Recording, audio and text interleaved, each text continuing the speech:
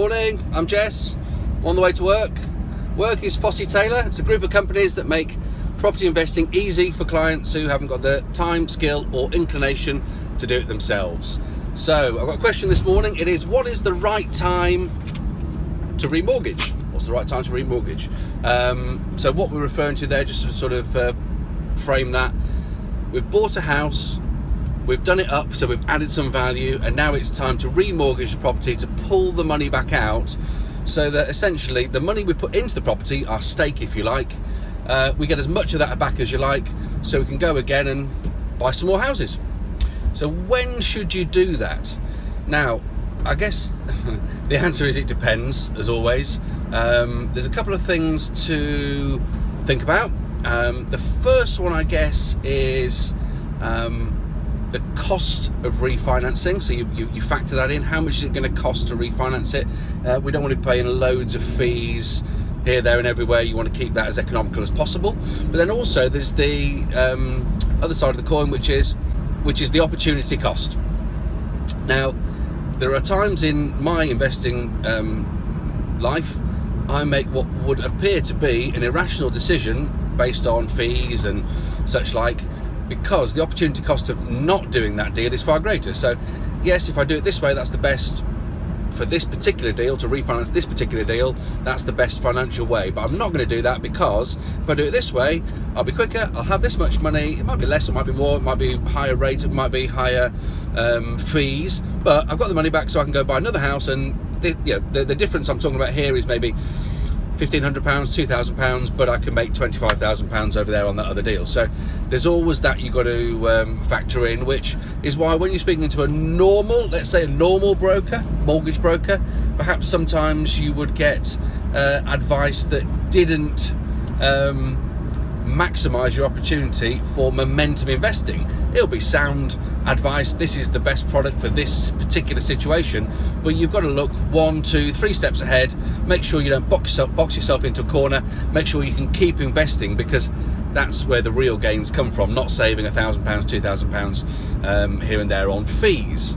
Now the next question is how quick, I guess. So I think most people now are aware that there is a 6 months rule, a self-imposed 6 months rule on most of the mortgage market.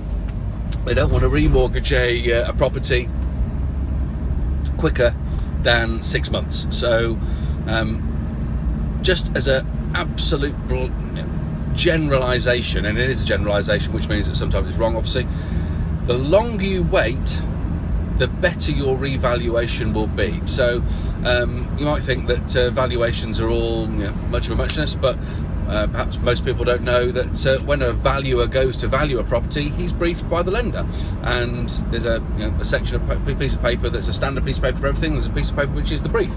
Surveyor reads that and does it accordingly. Now, if you're going to remortgage after 3 months, say, there are lenders that will do that, then it's our belief, and we've seen some papers to maybe back this up, that the brief is perhaps don't give such a high valuation on that property. So 6 months, I personally wouldn't push it any quicker than 6 months. By the time you bought it, renovated it, you're probably at 4 months anyway. By the time you got your paperwork in, 5 months, just wait that extra 4 to 6 weeks and get what we think is a more honest valuation. If you can leave it a year, you're actually probably ever so slightly better off as well.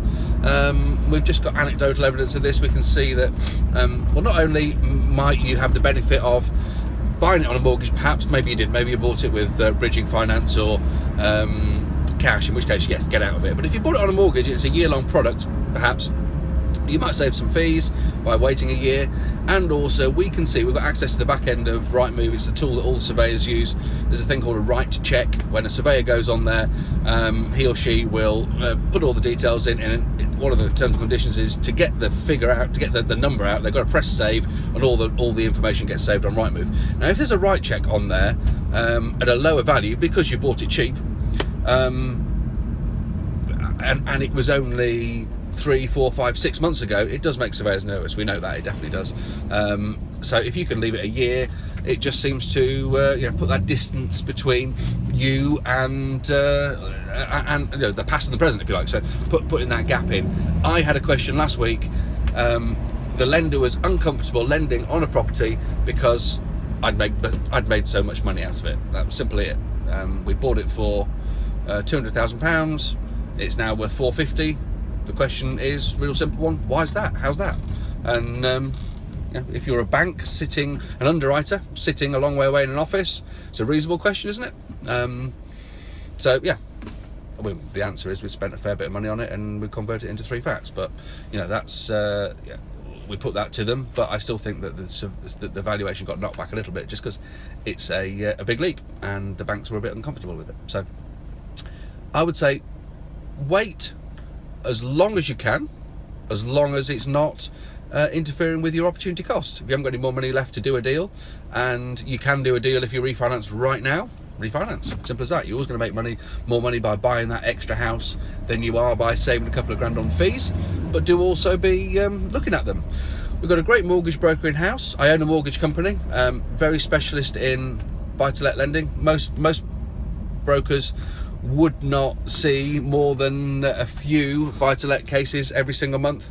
Obviously our guy sees 20 or so, and he's specialist because of that. So it's a bigger conversation. We want to look at loan to values and particular fees, exit strategies, all those things. I think the best thing to do for most people would be to come along to one of our discovery days.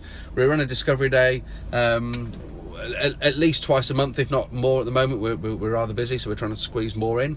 Get in touch. I'm sure there's a few things sort of here and there you can click on, say hi, book yourself on, come and meet us, come and meet the team, and get all your questions answered in detail.